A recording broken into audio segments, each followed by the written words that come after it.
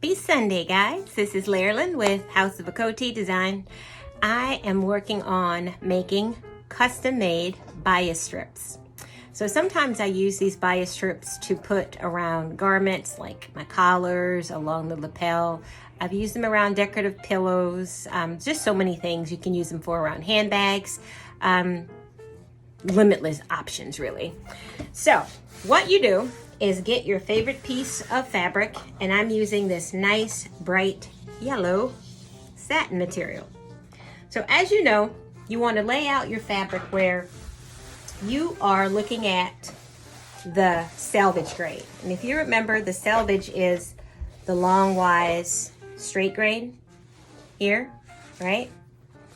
And then the opposite side of your selvage would be the crosswise grain.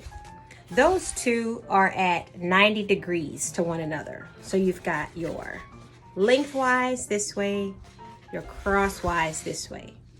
Well, smack dab in the middle is 45 degrees. That's your bias, okay? So that's where you're going to have the maximum amount of stretch in that fabric. And of course, not a whole lot of stretch with this satin because it's not a stretch satin. But if you cut it at 45 degrees at that angle, you can make your own bias strips, okay? So I actually have my lines pre-drawn to some degree. Hopefully you can kind of see those. I'll bring the camera in a little bit closer there. These are pre-drawn at 1 inch, okay? So I've got my trusty drafting ruler here. I'm gonna line that up at that 1 inch mark, 1 inch mark on this line, okay? 1 inch along that line, and I'm just going to cut. Continue cutting along that line.